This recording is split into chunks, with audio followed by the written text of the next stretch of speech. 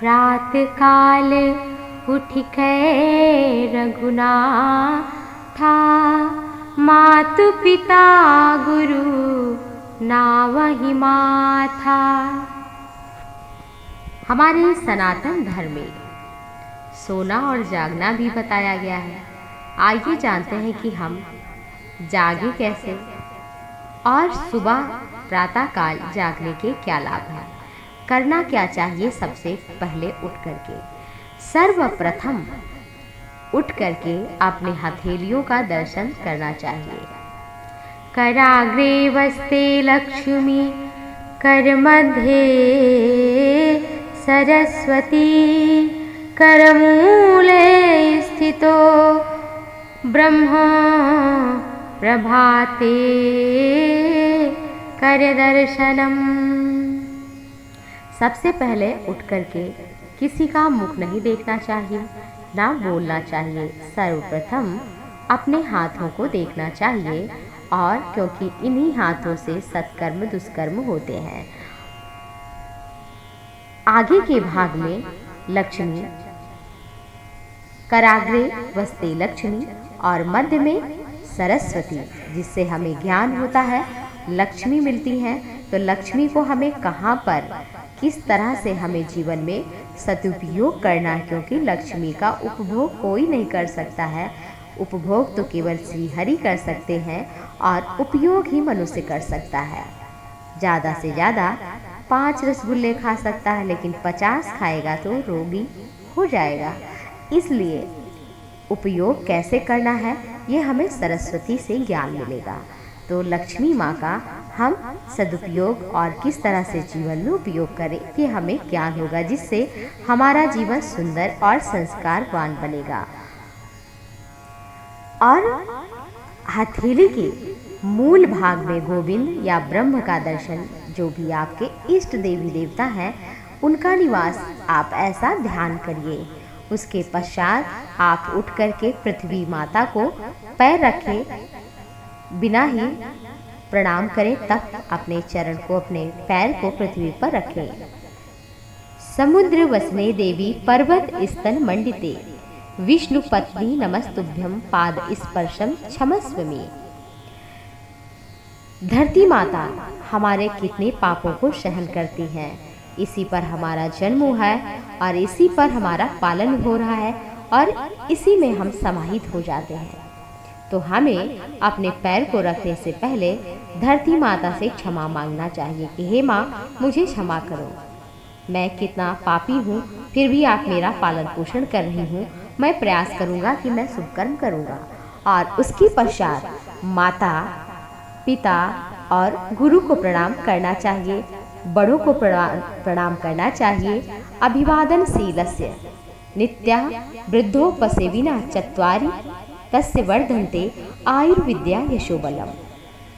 बड़ों को प्रणाम करने से हमें मुफ्त में ये 4 चीजें मिलती हैं। आयु, जो हर किसी को चाहिए, और प्रणाम करना चाहिए। गुड मॉर्निंग इत्यादि शब्दों से बड़ों को संबोधित नहीं करना चाहिए, उनके चरणों में प्रणाम करना चाहिए। तो हमें मिलता क्या है? आयुर्विद्या यशो बलम। आयु, यश, विद्या और बल की प्राप्ति होती है अपने आप। इसलिए अपने बच्चों को संस्कार ये दें कि वो बड़ों को प्रणाम करें और गुरु को प्रणाम करें, माता पिता को, बड़े जनों को जो घर में हैं, और जिन्हें हम जानते हैं उनको भी प्रणाम करें। प्रणाम करने से जीवन में सदैव जीत होती है और आत्मबल मजबूत होता है, आशीर्वाद मिलता है, दुआ मिलती है। उसके पश्चात जो ब्रह्म मुहूर्त में, क्योंकि प्रभु श्री राम, कृष्ण और जितने भी संत महामुनि हुए हैं वो प्रातः काल उठते थे। मर्यादा पुरुषोत्तम भगवान राम भी प्रातः काल उठिकै रघुनाथा, मात पिता गुरु नाम ही माथा। मात पिता गुरु इनको प्रणाम करते थे सर्वप्रथम उठकर। तो ये कार्य हमें अवश्य करना चाहिए। और उठना हमें कब चाहिए? ब्रह्म मुहूर्त में। ब्रह्म मुहूर्त का समय वो कहा जाता है जो सूर्योदय से पूर्व का होता है।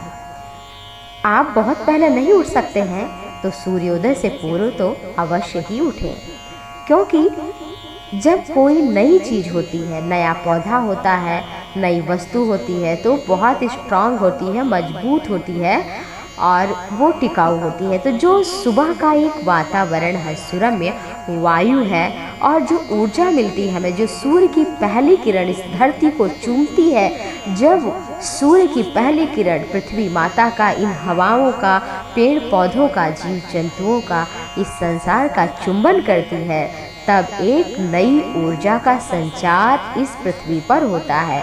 तो वो संचार जब हम सो रहे होते हैं तभी हमारे भीतर नहीं पहुंच पाती, और अगर हम जग रहे होते हैं तभी वो हमें प्रवेश करती है, जिससे धीरे धीरे हमारे तेज में वृद्धि होती है, हमारे जीवन में ऊर्जा आती है, हम कुछ अच्छा करने की सोच सकते हैं।